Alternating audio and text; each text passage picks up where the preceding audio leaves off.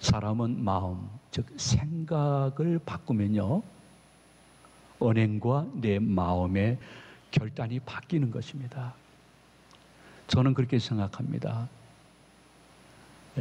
사람이 은퇴라는 시기를 정해놨지만은 진정한 은퇴는 주님이 부르시는 그날 아침이라고 생각합니다. 나이와 상관없이 내게 맡겨진 사명뿐만이 아니라 때로는 일부러 내 사명을 찾아서 여러분들이 예배자리, 기도자리, 봉사자리를 자격지심 없이 끝까지 지키기 위해서는 제일 중요한 것은 마음이 중요한 것입니다. 내 나이에 대한 마음입니다. 여러분, 한 6년 전 이야기인 것 같아요. 믿을 만한 기구죠. 유엔이니까요. 유엔에서 평생 연령 기준을 발표를 했습니다. 혹시 여러분들 보신 분도 계실 거예요.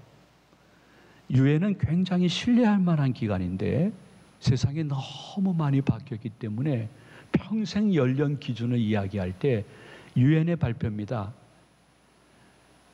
태어나서 17살까지는 미성년자라고 합니다. 그리고 18살부터 65세는 청년식이라고 발표했습니다. 그리고 66세에서 80세까지는 그때사 겨우 중년시대라고 합니다. 그리고 82세부터 99세까지가 드디어 노년입니다. 그리고 100세가 넘으시게 되면 장수노년이라는 표현을 썼습니다. 여기 유가족들이 있는데 고 유엔의 권사님이 103세 사셨습니다. 장수노년 하신 것입니다. 유엔의 이 기준으로 봤을 때는 나이 70이면요 별로 이렇게 많지 않은 지금 청년인 것입니다. 조금 나이 든 듯한 청년입니다. 유엔은 어떻게 이렇게 나이를 기준 삼았을까? 유엔의 보고서에 보게 되면 자기 나이 곱하기 0.7이랍니다. 자기 나이 곱하기 0.7. 그러니까 70세면요 곱하기 0.7이니까 한 49세. 청년이라고 얘기하고 있는 거예요. 그렇다고 여러분 눈초리가 이상한데 제가 49세라고 우기면서 은퇴 안 할 거 아닙니다. 너무 염려하지 마세요. 어떻게 그렇게 발표했을까? 옛날과 달리 너무 의학이 발달되었다는 것입니다. 그리고 우리들의 삶이 자신의 건강을 챙길 수 있는 여유로운 삶으로 점점 많이 바뀌었다는 것입니다. 근데 저는 그 보고에 하나를 더 첨부하고 싶습니다. 의학도 환경도 좋아졌지만은 우리 기독교인들이 대체적으로 장수하고 목사님들이 장수하는 것은 아마도 예수 그리스도께서 임마누엘 자신과 늘 함께하고 계시다는 믿음, 그 믿음 때문에 더 영육에 강건함이 있는 줄로 믿으시기를 바랍니다. 어쨌든 여러분들이 나이가 지금 몇 세이든지 그 나이에 따라 내 얼굴이 많이 바뀌어서 내가 거울 보는 게 좀 취해 보이기도 하고 누가 사진 찍자 하면 막 도망가지 않습니까? 그리고 내 자신에 대해서 내가 그 단점을 더 확대해서 계속 나를 부정적으로 계속 평가하게 되어지면 그것이 자기 마음을 자기 도취시키는 것입니다. 자기 마취시키는 것입니다. 자기 최면 거는 것입니다. 그래서 하던 일도 쉬게 하고 자포자기하게 하죠.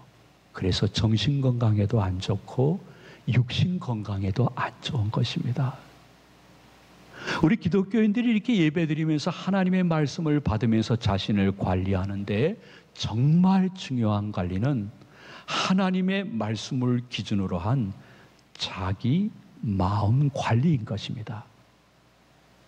자기 마음을 잘 관리하고 이 마음과 정신이 젊으면요 70에도 30세처럼 활동할 수 있습니다.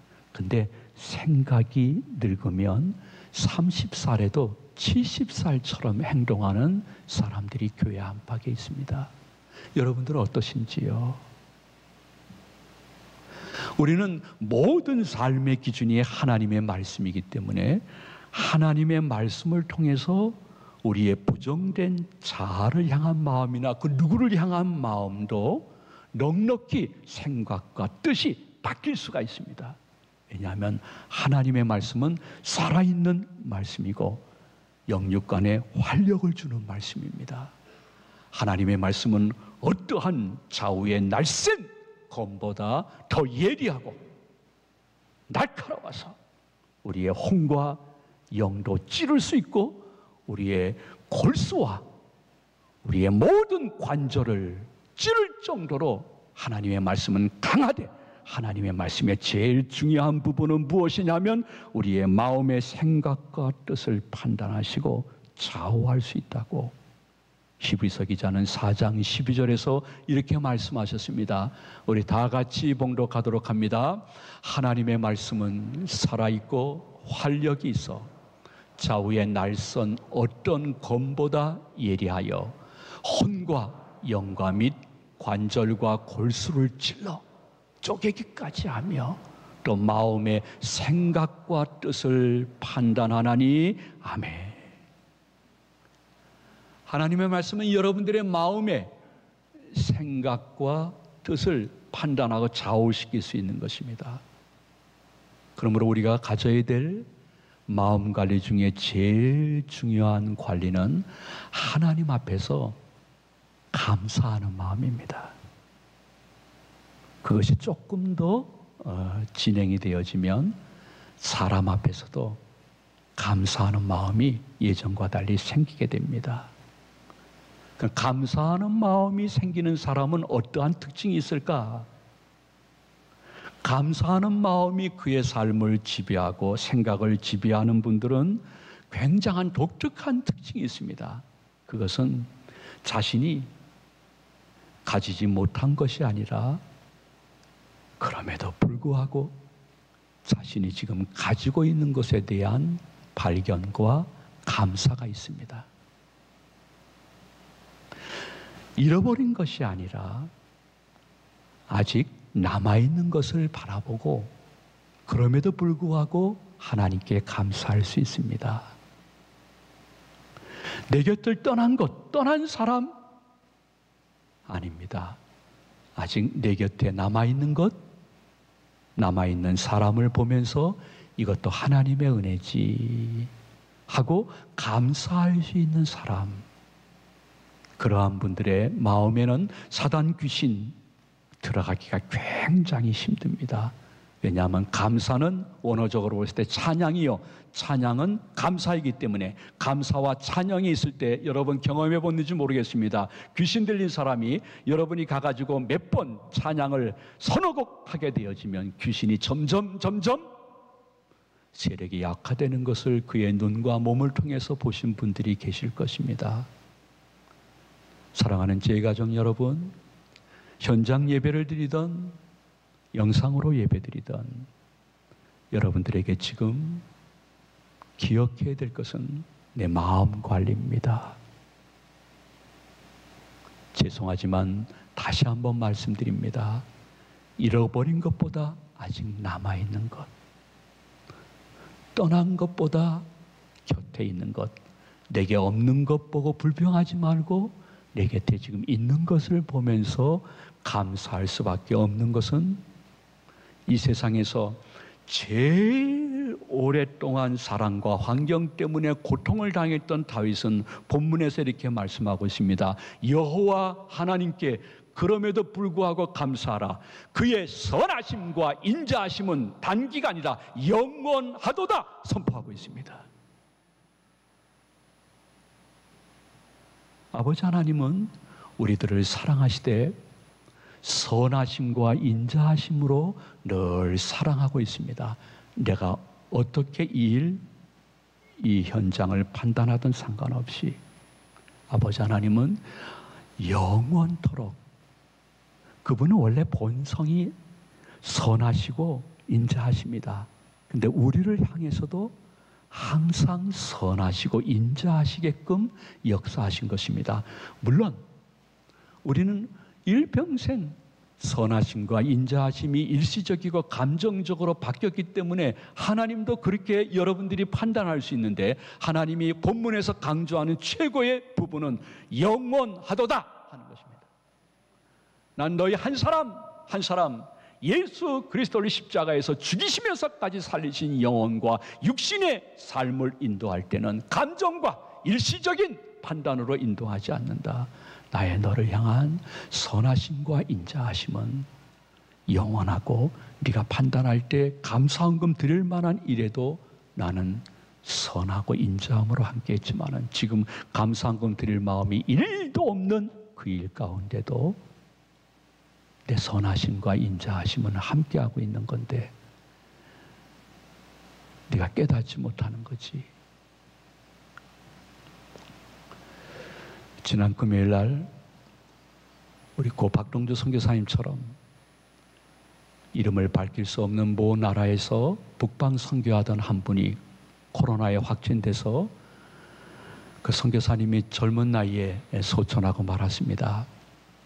화장을 하고 한국으로 들어와 장례 예배를 치르는데 저보러 인도해 달라고 해서 조금 좀 뒤로 밀어달라고, 내가 신방 약속이 있다고 해서 인하되고 옆인데 아파트가 많더라고요. 한 30대 초반 중반 됐을까.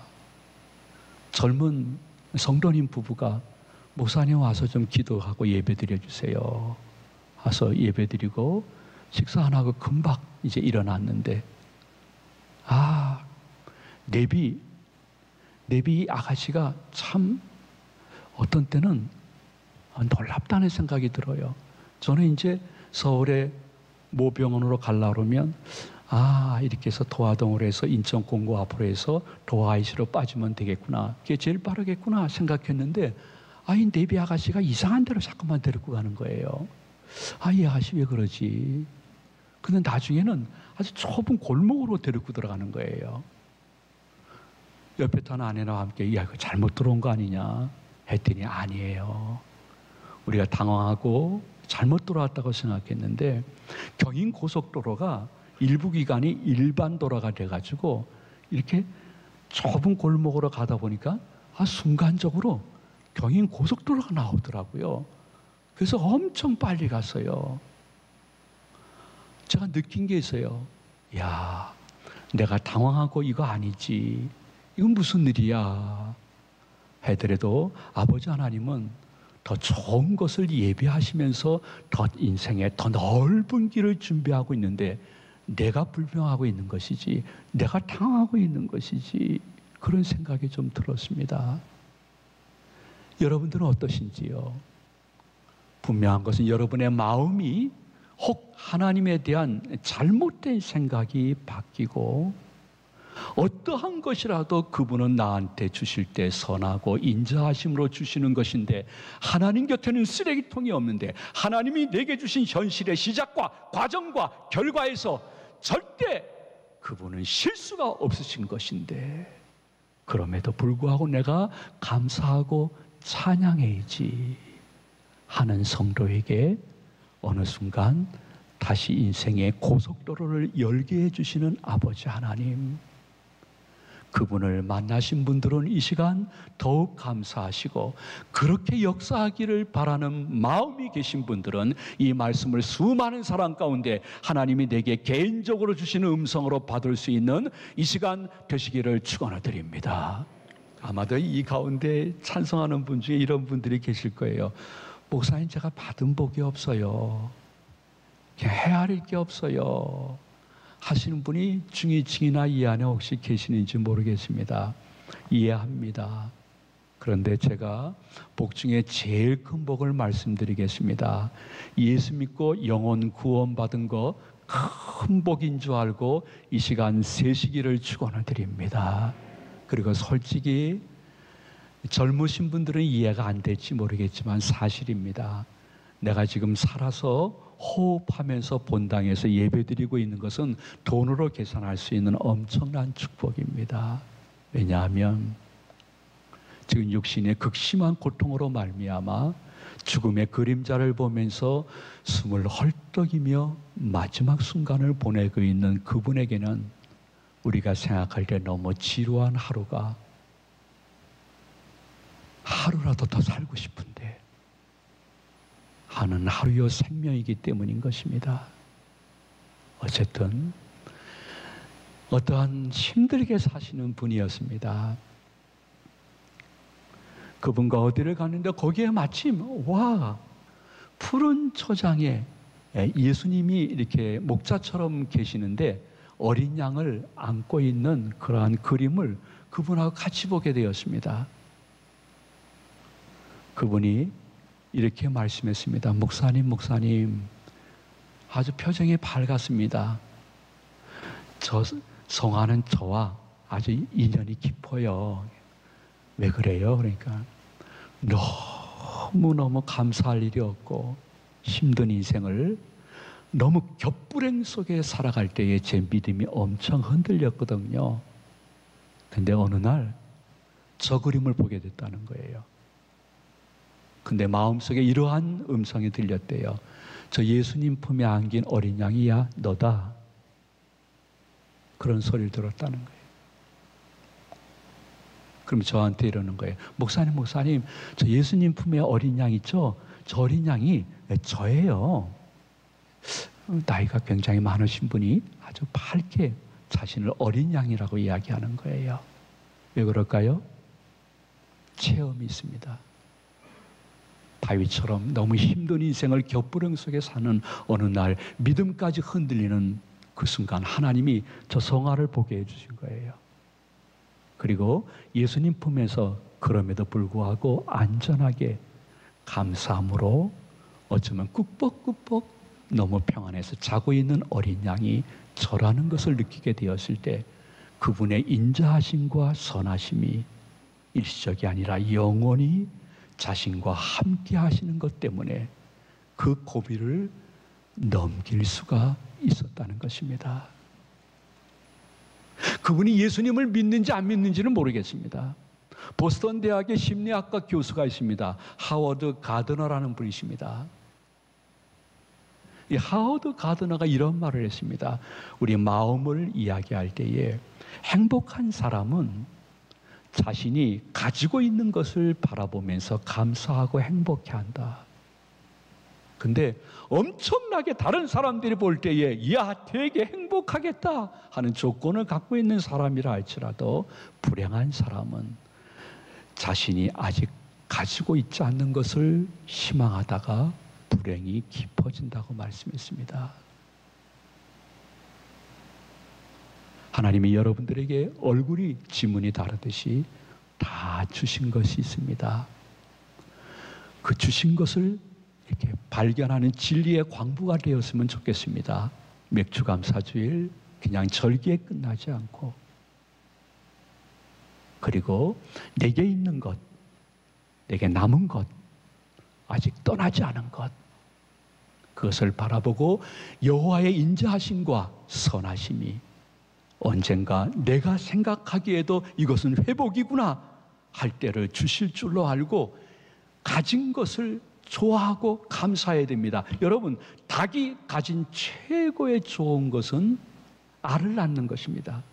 닭이 너무 성질이 나가지고 계속 불평합니다. 인간들은 자식을 낳을 때 계획적으로 낳으면서 나한테는 계속 많이 낳으라고만 얘기하니 못된 인간들이라고.